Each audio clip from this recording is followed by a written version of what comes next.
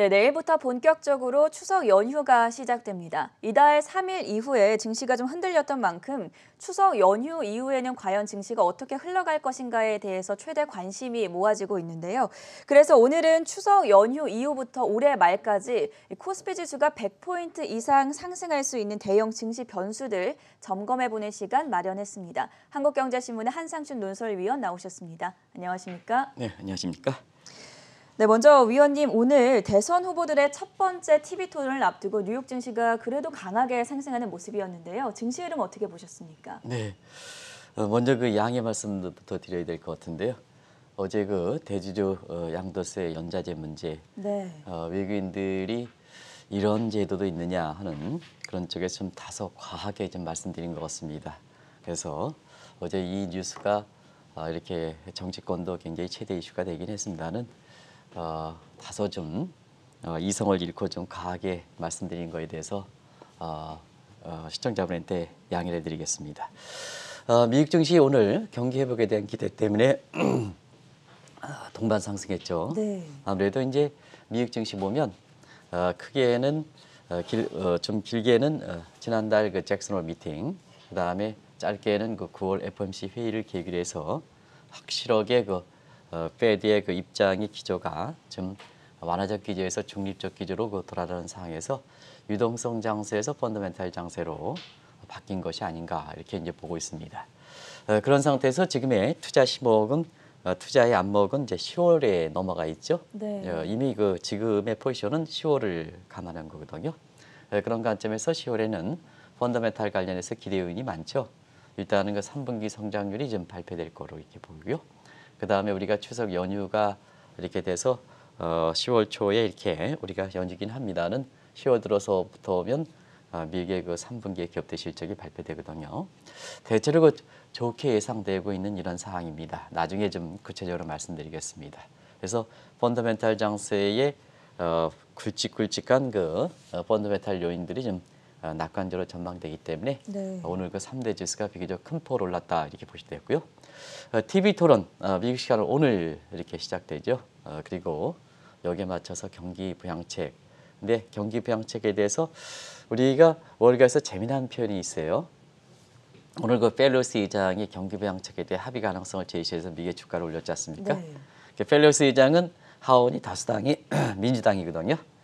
민주당에 이렇게 총책격에 해당되는 펠로시 의장이 이런 얘기를 함에 따라서 좀 앞서 방송 전에도 그 푼수 얘기를 했었는데요. 미국에서도 야당의 이렇게 총수가 하원 의장이 사실 그 이렇게 경기 부양책에 대해서 합의를 도모할까 그렇게 도모하기 위해서 노력할까 네. 이렇게 이제 얘기하는 거에 대해서 사실 그 미국의 그 월가에서는 아침에 새벽에 그 얘기할 때 푼수다 이렇게 표현을 그만큼 이제 분위기가 시청자 여러분도 야당인 민주당 입장에서는 여당의 입장에서 이렇게 반대적인 시각을 유지해야돼도 불구하고 자꾸 이게 규모 자체를 축소시키면서 합의 가능성 도모하는 것은 분위기상 보면 지금은 야당이 국난 극복 지원금이라든가 이런 데에 유화적인 문제가 선거 표심상 더 유리하다. 우리나라 여야 간의 지금의 그 갈등 문제에 있어서 보면 상당히 참고될 대목이 아닌가 하는 생각이 듭니다. 그런 관점에서 경기 부양책에 대해서 대선 직전에는 대부분이 워낙 격차가 크기 때문에 사실 합의가 어려워지지 않느냐 하는데 이러한 그 어려움 속에 합의 가능성이 제시되다 보니까 네. 펀더멘탈 장세죠. 주가가 올랐다 이렇게 됐습니다. 그런 각도에서 이제 9월 초에 가장 많이 이렇게 얘기했던 9월 이기설 그리고 이제 투자 안목이 10월로 넘어갔으니까 여기에 대한 평가가 나오고 있다 이렇게 됐습니다. 워낙 그 9월 그 시작되기 전에 9월 이기설이 제기됐었고 미국 시간으로 9월 3일서부터 미국 기술주들이 좀 흔들렸기 때문에 네. 아마 아마 이거에 대한 평가들이 나오는 게 아닌가 생각합니다. 지금 상태에서 보면은 이제 미국 주가가 오르기 시작했습니다는 대체로 보면 한 10% 정도 가장 많이 떨어졌던 미국 나스닥 10% 정도 이렇게 봐서 소위 그 아름다운 조정이다 이런 표현을 쓰는 것 같고요. 왜냐하면 네. 거품에 대한 부담이 있기 때문에 그렇죠. 이거 줄여드는 측면에서 앞으로 지속 가능한 상승 여건을 마련한다는 측면에서 보면 이 거품에 대한 부담을 좀 줄여주고 그것이 페드가 의도했던 제롬 파월이 의도했던 내용이 아닌가 이렇게 이제 보고 있습니다. 이런 평가들이 나오고 있다. 네. 시청자 여러분 향후에 주식 투자할 때 참조하실 필요가 있지 않냐 생각합니다. 그래서 우리가 9월 이후에 기술주 조정 문제 다우는 그보다 덜 떨어졌으니까요. 많이 떨어졌던 기술주를 중심으로 또 우리나라의 그 국민들이 해외 투자를 할 때 미국 주식, 미국의 기술주를 많이 살고 있지 않습니까? 그런 과정에서 아름도전 조정 이렇게 얘기하는데요. 미국 내에서는 소프트 랜딩으로 이렇게 표현하고 있다 이렇게 됐습니다. 그러면 이제 비행기가 활주로에 부드럽게 내리면 착륙도 쉽다는 얘기입니다. 착륙도 쉬웠으니까 이륙도 쉬울 거라는 얘기입니다. 네. 그게 10월 이후에 미국 증시 모습이 아닌가 이렇게 보고 있습니다. 그래서 소프트 랜딩, 경기적 측면에서 소프트 랜딩에 해당되는 건 마찬가지로 10월 이후에 9월 이후에 그 주가가 떨어진 부분에 대해서는 소프트 랜딩, 앞으로 이륙도 쉽다 하는 이륙이 이제 주가가 상승 국면을 진입하는 것이 되겠죠. 이런 평가가 나오는 것을 시청자분이 향후 주식 투자하는데 참고하실 필요가 있다는 걸 말씀드리겠습니다. 자, 내일부터 추석 연휴가 시작되고 이 연휴가 끝나면 본격적으로 10월 장세가 시작이 될 텐데요. 다음 달에 이제 한국을 포함한 글로벌 증시가 어떻게 흘러갈 것인가? 아무래도 코로나가 가장 큰 변수가 되지 않겠습니까? 네, 다음 달은 이제 올해 마지막 분기죠. 그렇죠. 벌써 마지막 분기가 되네요. 정리되는 그 분기이기 때문에 역시 올해를 놓고 볼 때에는 4분기 이후 10월 달 이후에 미국 증시라든가 한국 증시, 글로벌 증시의 가장 큰 영향은 역시 코로나 문제겠죠. 코로나 문제인데 특히 한국 입장에서는 이 코로나 사태 때문에 위기가 기회가 돼서 한국은 방역 선진국과 함께 주가 상승률을 보면은 가장 높았었죠. 네. 그런 측면에서 세계 증시뿐만 아니라 특히 한국 증시 입장에서는 이 코로나 문제가 어떻게 될 것이냐. 여기서 코로나 문제는 이제는 뭐 코로나가 진전사항, 뭐 확진자 수 관계없이 증시적인 측면에서는 치료제에 이어서 백신이 언제 개발되느냐 하는 이런 측면이 되겠죠. 그런 측면에서 아마 시청자 여러분 아시겠습니다는 지금 오늘부터 대선이 이렇게 TV 토론이 시작되겠습니다는 TV 토론에 좀 서프라이즈가 나올 수 있는 게 뭘까 하는 측면에서는 코로나 백신에 대해서 트럼프 대통령이 재선 직전에 사실 그 코로나 백신에 대해서 이렇게 나오겠다 하는 자신감에 찬 만큼 네. 나오겠느냐 하는 측면에서 보면 이 어록 기조를 한번 보겠습니다. 6월 달까지만 하더라도 트럼프 대통령이 코로나 백신이 나와서 상용화되겠다 하는 측면으로 얘기했습니다. 근데 지금은 그게 통용되지 않았죠. 네. 그러다 보니까 코로나 백신이 개발되느냐 이 측면인데요. 상당 부분은 후퇴하는 입장이다. 본인 자신도. 그런 측면에서 보면 지금 코로나 관련된 전문적인 이런 그 기관들, 이런 그 시각대로 사실은 올해 연내에도 코로나 백신이 나오지 않지 않겠느냐 하는 이런 시각들이 지금 지배를 이룬다 이렇게 됐습니다. 아무래도 뭐 시청자 여러분 올해 세계 경제 최대 뉴스 보면 코로나 문제니까 코로나 백신만 나오면 증시 입장에서는 대형 호재죠. 가장 큰 호재죠. 네. 근데 지금은 신중론이 많이 나온다 이렇게 보겠습니다. 다음 그 이렇게 장면을 좀 보여주시기 바랍니다. 그래서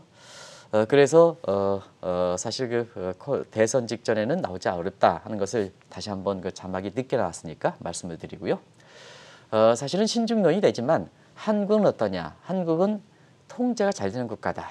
우리가 보면 올해 그 3월 달에 방역 선진국의 입장에서 통제가 잘 됐던 문제가 나오고 여기는 현 정부의 이끌어주는 측면보다도 우리 국민의 자발적인 협조 문제 때문에 그렇다는 걸 꼭 좀 말씀드리겠습니다. 이것도 공치사가 나오는데요. 공치사가 나오는데 현 정부가 잘했다. 집권 여당이 잘했다. 그건 아니고 우리 국민들이 자발적 협조 문제에서 네. 이런 문제가 잘 1차로 통제됐다 이렇게 됐습니다.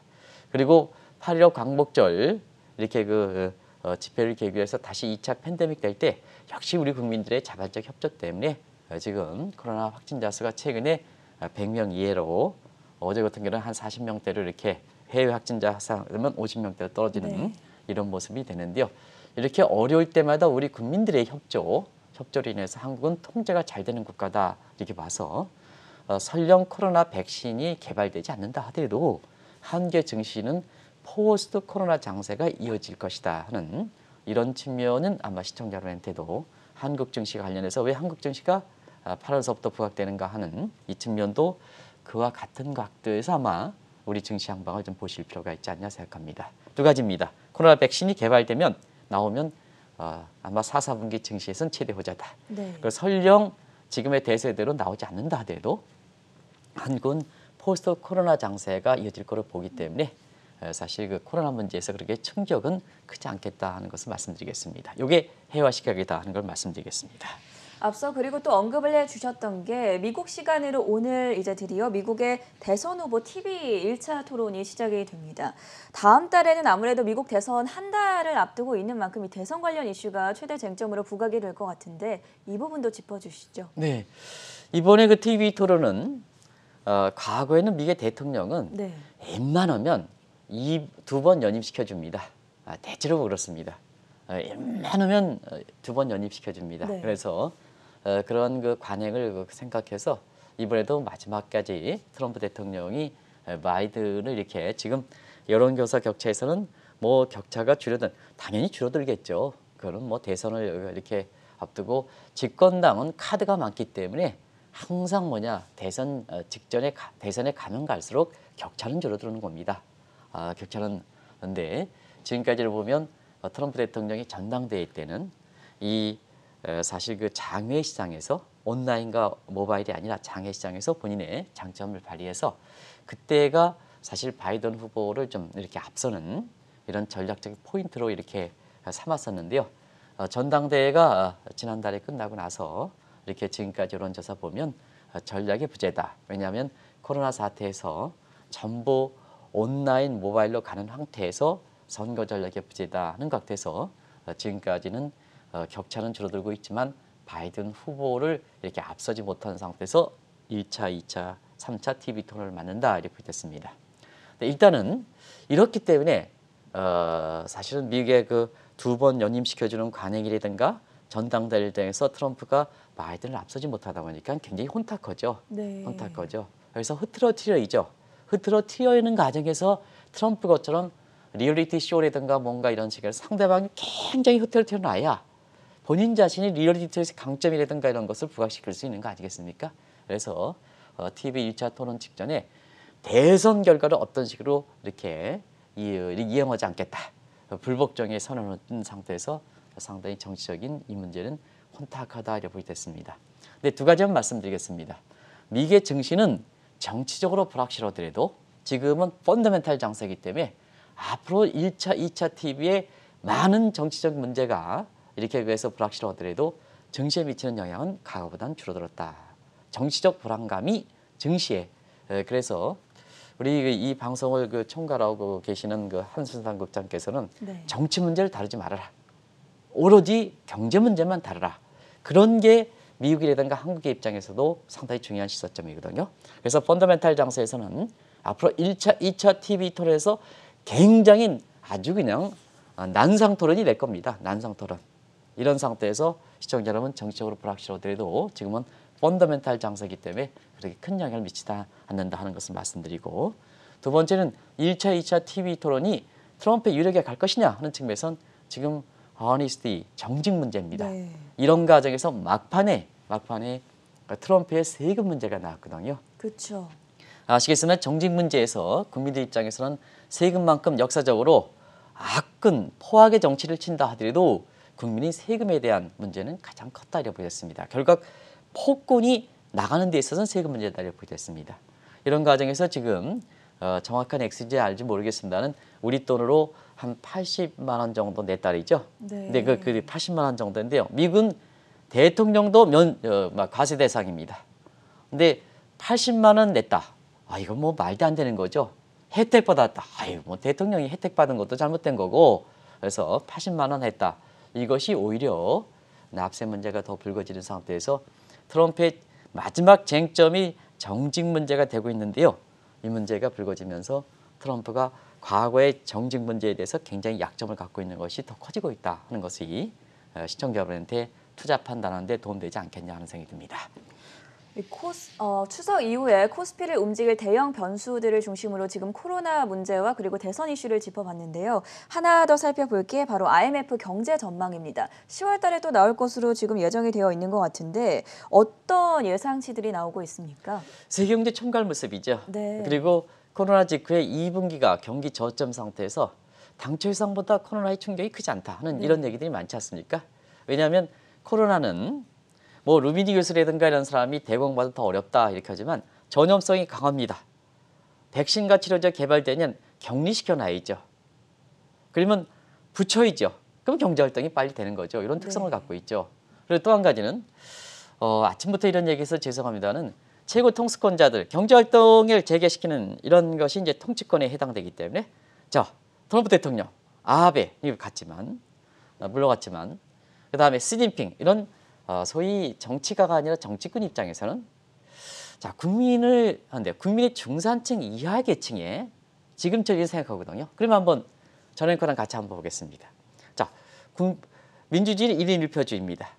그런 상태에서 이 정치꾼들은 다음 세대보다는 다음 선거, 그 다음에 국민의 이익보다는 본인 자신의 이익이 되거든요. 근데 민주주의 1인 1표주의입니다.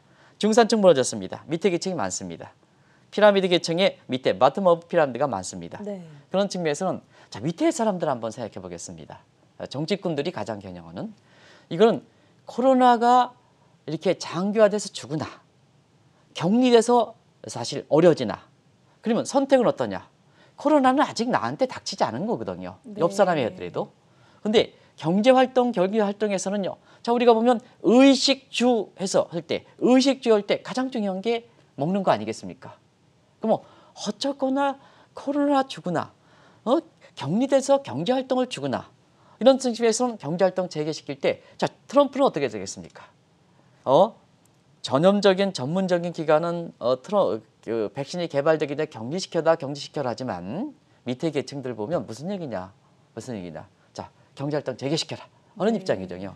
그런 과정에서 트럼프라든가 아베라든가 그다음에 시진핑이라든가 이런 가지 경제활동 재개시키니까 경제가 빨리 회복되는 거다 이렇게 보시면 됐습니다. 그런 것이 IMF에 이번에 담지 않겠냐 하는 생각이 드는데요. 이미 이제 나왔죠. 일단 시기적으로 보면 10월 13일입니다. IMF 월드뱅크의 그 연자총회 가장 중요한 얘기죠. 그리고 IMF 경제 전망은 정기적으로 보면 10월과 4월입니다. 그리고 간기에 1월과 7월에 합니다. 근데 올해는 코로나 이 정기가 간기를 지켜지지 않은 것은 코로나에서 사태가 아주 급반했던 것을 반영한다. 사상 초유의 사태다 보니까 좀 전에 이론과 관습이라든가 이런 것을 경험하지 못했었기 때문에 네. 그만큼 혼탁하고 긴박하게 들어갔다. 왜 그럴까 하는 측면에서는 자 7월 전망을 6월에 앞당겨냈습니다. 그리고 10월을 발표하기 전에 9월 25일 날 IMF가 10월 13일 날 정부방에 앞서서 또 긴급히 의견을 발표했습니다. 대체로 보면 자 6월 전망 때보다는 개선되고 있다. 이렇게 이제 입장입니다. 이걸 토대로 해서 10월 13일 날 지금 증시 입장에서는 펀더멘탈 장세니까 세계경제 성장률 전망을 한번 월가라든가 이렇게 시각에서 나오는 걸 보면 6월 전망치에 비해서는 상당히 상향 조정되지 않겠느냐. 상향 조정 않겠느냐. 결과적으로 보면 우리가 4월 달 코로나 직후에 마이너스 3.0, 6월 달에 다시 전망할 때 마이너스 4.9. 세계경제 입장에서는요. 신흥국도 포함되어 있는 상태이기 때문에 마이너스 성장률 자체가 나오는 것이 굉장히 드문 일이고요. 네. 그다음에 6월 전망처럼 마이너스 4.9로 떨어진 거는 아주 어려운 겁니다. 근데 이번에 그 전망에서는 9월 25일 엊그제죠. IMF의 의견을 토대로 한다면 3% 마이너스 3% 이하로 다시 상향 조정되지 않겠나 이렇게 보고 있습니다. 전체로 보면 세계경제 성장률이 상향 조정되고 그다음에 선진국의 이제 경기가 이끌어진 측면이 있고 그리고 신흥국은 누님이 말씀드리는 중국과 한국 여기에 포함돼서 베트남과 인도를 제외하고는 대부분 신흥국들은 어려운 상태가 복할 것이다. 그래서 그것을 어려운 상태가 신흥국의 성장률의 하향 조정으로 나오지 않겠느냐. 그러면 세계경제 성장률이 상향 조정한다면 자 신흥국의 성장률의 하향 조정을 극복하고 상향 조정하는 건데요. 어떻게 할까? 미국 성장률, 유럽 성장률 일본은 빼고 그다음에 중국과 한국의 성장률이 세계경제 성장률을 또 신흥국의 성장률이 떨어진 것을 다 보완하고 세계경제 성장률 유럽에 비해서 전망한다 이렇게 보여졌습니다. 그러면 한국과 중국 이렇게 해서 다시 또 미국이라든가 이런 데서 성장률의 펀더멘탈 장세가 부각되니까 정적으로 혼탁한 상황이 된다 하더라도 미국 증시가 소프트 랜딩하고 주가가 이렇게 올라가는 측면이 있지 않냐 이렇게 보고 있습니다. 이 미국 쪽에서도 3분기 성장률과 기업들의 실적 발표 10월 들어서 본격적으로 시작을 하게 되는데요. 아무래도 최근처럼 변동성이 심하고 또 펀더멘털 장세에서는 경제 성장률이라든지 기업 실적들 최대의 변수가 되지 않겠습니까? 네, 10월 말에 발표죠. 네. IMF 전망이 있고 나서 IMF와 비슷한 기조를 유지하지 않겠나 생각합니다. 그래서 이번에 있잖아요. 3분기 성장률은 시청자 여러분 대선 직전에 발표합니다. 대선의 직전에 발표하기 때문에 그 성격 여부와 관계없이 수치 자체에 대해서 굉장히 트럼프 대통령, 특히 트럼프 대통령이 네. 이렇게 굉장히 선거로 전략으로 마지막 카드로 활용할 가능성이 있다 네. 이렇게 보이됐습니다. 근데 활용할 가능성이 충분하죠. 왜 그러냐? 미국은 사실 성장률 발표하는 게 미국 한국은행 GDP 성장률을 한국은행에서 발표합니다. 미국은 상무부에서 발표합니다. 집권당 부처에서 발표합니다. 페드가 발표하는 게 아니고 네. 그런 상태에서 미국은 통계 방식이 전분기 대비 연율 방식입니다. 그래서 이 베이스 이펙트, 분모 효과가 지금처럼 변동성이 굉장히 할 때는 분모 효과의 착시 현상이 큰 거 마찬가지로 전분기 대비 연율로 방식이 옵니다. 그러면 이게 뭐냐면 자 우리가 보면 분기 대비 성장률이 4% 나왔다. 그러면 연율로 따지면 에스테리크 4 무한 등급해서 1 플러스 0.04%니까 0.04 곱하기 에스테리크 4 이렇게 되거든요. 이거 복잡하니까 1 0.04에 곱하기 4를 때리면 됩니다. 곱하기 4를 때리면 됩니다. 네. 그러면 4배가 나오는 거죠. 그런 각도에서 자 2분기 성장률 마이너스 31.7%까지 빠졌습니다. 그러면 3분기는 그냥 유지한다 하더라도 30% 이상은 나온다. 아, 네. 예, 30% 이상은 나온다. 어찌됐든 30% 나오면 미국 증시 입장에서는 괜찮은 겁니다. 여기에 트럼프도 굉장히 떠들거리게 보기 때문에 증시적인 측면에서는 심리적으로 안정시키는 효과가 있다 이렇게 됐습니다. 그래서 시청자 여러분 3분기에 10월 장세가 그렇게 나쁘지 않을 거라 이렇게 보는 것은 그런 측면이다 이렇게 보시면 되겠고요. 중요한 것은 자 4분기 이후에는 2분기에는 떨어졌고 3분기에는 베이스에 올라갔고 그러면 4분기는 어떻게 될 것이냐. 지금 골드만삭스라든가 JP모건이 3분기 성장률보다도 4분기 성장률이 어떻게 될 것이냐. 4분기 성장률은 경기 부양책인데요. 경기 부양책은 뭐냐. 일반적으로 어떤 분 그런 얘기를 해요. 경기 부양책은 내년도 효과가 나타날 것이다. 이렇게 하는데 맞습니다. 근데 이거는 국난 극복제 손에 쥐어주는 겁니다. 쥐어주는 것. 네. 쥐어주는 거거든요. 쥐어주면 바로 소비하게 되겠죠. 이건 4분기 성장률 영향을 미치는 거죠. 재정정책이란 건 내부 시차가 있고 행정 시차가 있기 때문에 대체로 보면 아무리 빨라도 대체로 이번에 재정정책에서 경기 부양책하면 내년에 하반기나 되는 거거든요. 네. 통화정책은 9개월이고. 근데 맞습니다. 근데 이번에 경기 부양책은 국난 극복 지원에 손에 쥐는 가처분 수도 증가시키는 거기 때문에 지원해 주자 쓰지 않습니까? 네. 그러다 보니까 4분기 성장률에 간섭이 되는 거다 이렇게 됐습니다. 근데 국난 극복 지원금이 주지 않을 때는 3%도 떨어진다. 이렇게 되는 거죠. 3%만 하더라도 미국 경제 진짜 좋은 겁니다. 그래서 세계 경제 성장률이 미국 경제 성장률이 4분기에 3%만 되더라도 사실 그렇게 큰 문제는 없다 하는데요. 만약에 합의가 돼서 이렇게 미국 국민들의 손에 쥐어지는 이렇게 쓸 수 있는 소득을 준다면 미국의 성장률이 베이스 이펙트가 완화된다. 5% 이상 된다. 그러면 연말까지 장세가 좋지 않느냐 하는 이런 측면에서 경기 부양책 지원금 문제가 나온다 이렇게 보이겠습니다.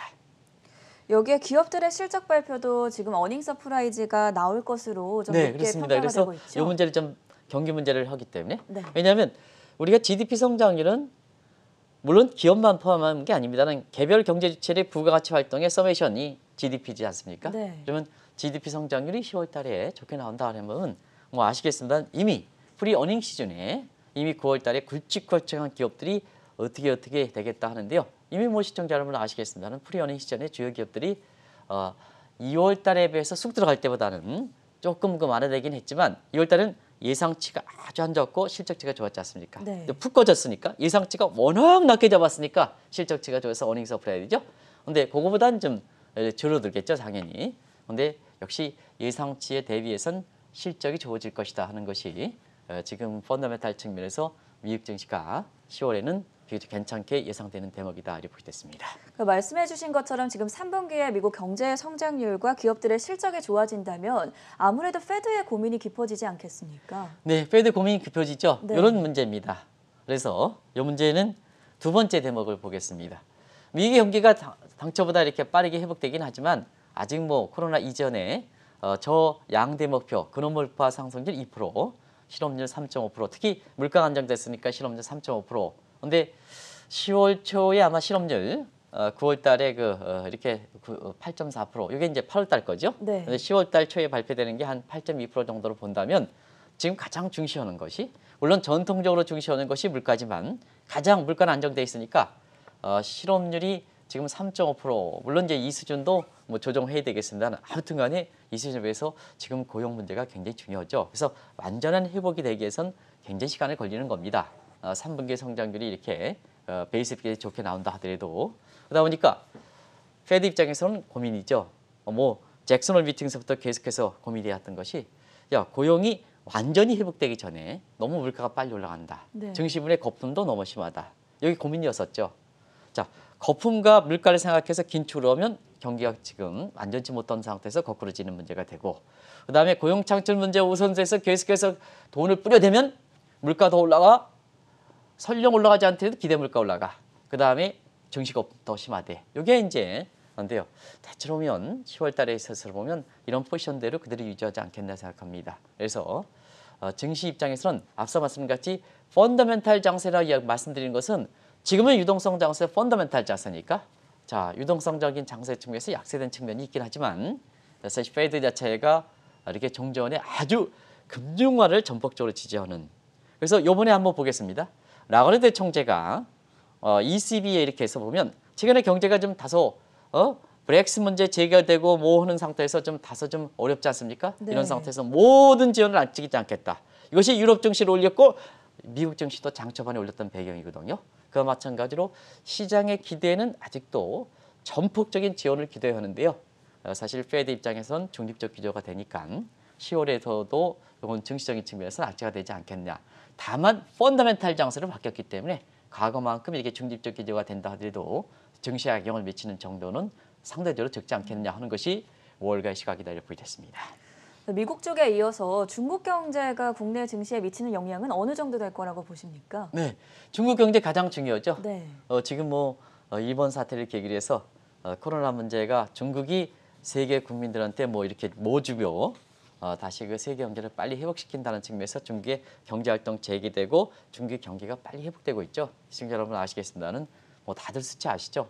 1, 4분기에 마이너스 6.8 떨어지다가 2, 4분기에 3.2% 와주고 되고 그다음에 다음 달에 발표되는 3분기 성장률도 당초 예상보다는 지금 중개 수출이든가 이런 거 볼 때 당초 예상보다는 그렇게 나쁘지는 않을 거로 이렇게 보고 있습니다. 그리고 작년에 3분기 성장률이 이례적으로 좀 낮았거든요. 그러면 중국은 통계 방식이 전년 동기비 방식입니다. 미국은 전분기 대비 연일 방식인데 그러면 중국의 3분기 성장률이 낮았다면 1년 전에 그때는 왜 낮았냐면요. 시청자 여러분 아시겠습니다만 8월 달에 미국이 중개사 환율 조작국을 걸렸었죠. 네. 그리고 인접국인 한국과 일본 간의 수출 통제를 가지고 왔다 갔다 했죠. 악재들이 터졌죠. 그렇죠. 그렇기 때문에 중국의 3분기 성장률이 아주 낮아졌었는데요.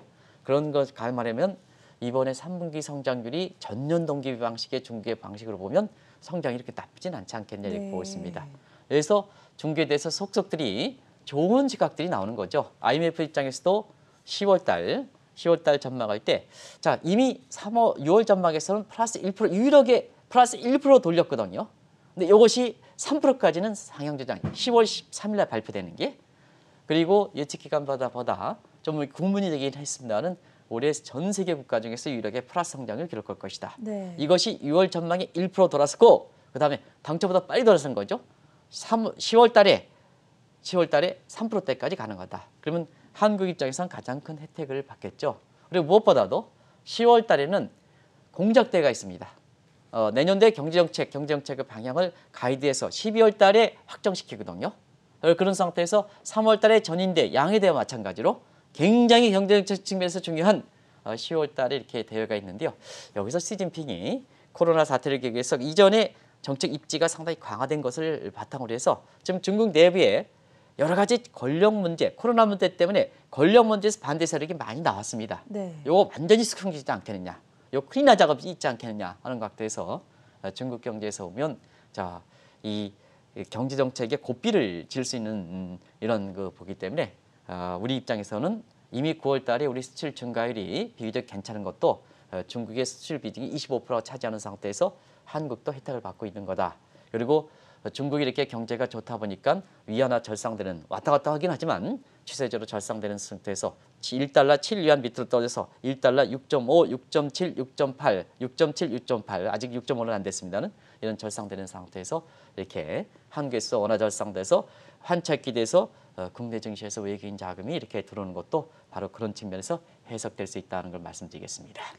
전 세계적으로 영향을 미치고 있는 코로나 변수 이외에 지금 미국과 중국 대외적인 변수들 짚어봤는데요. 마지막으로 국내 변수도 짚어보겠습니다. 어제에 이어서 다시 한번 대주주 양도 차익 과세에 대해서 좀 짚어주시죠. 네, 10월 달에 한국 증시에 있어서 보면요. 주가 향방에 대주주 양도 차익 문제가 가장 중요하죠. 앞서 이제 지금까지 살펴본 대로 세계 경기 좋죠. 당초 예상부터 좋아지죠. 네. 그다음에 미국 경기, 한국 경기.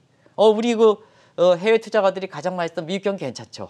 그다음에 중국도 괜찮죠. 시청자 여러분. 돈도 괜찮죠. 이런 상태에서 한국 증시가 사실상 한국 증시가 올라가기 위해서는 정책 요인만 지금 얘기하는 외국인들을 이해하지 못하는 한국의 경제대국 10국이라는데 그건 그만큼 자격 요건이 있어야 되지 않느냐. 근데 지금은 자격 요건을 따질 때 실물 경제보다 돈의 흐름이 왕창 커졌지 않습니까? 네. 그럼 자격 요건을 따질 때 지금 주목하는 것이 돈 흐름과 관련된 제도 문제거든요. 그러면 너희들 경제 대국 10국, 10국, OECD 37개국 중에서 올해 성장률 1위다. 자꾸 공치사하지 말고 그 이면에서는 제도 소프트웨어 측면에서 제도적인 측면을 얼마나 갖췄느냐 이거 외국인에 보는 거거든요.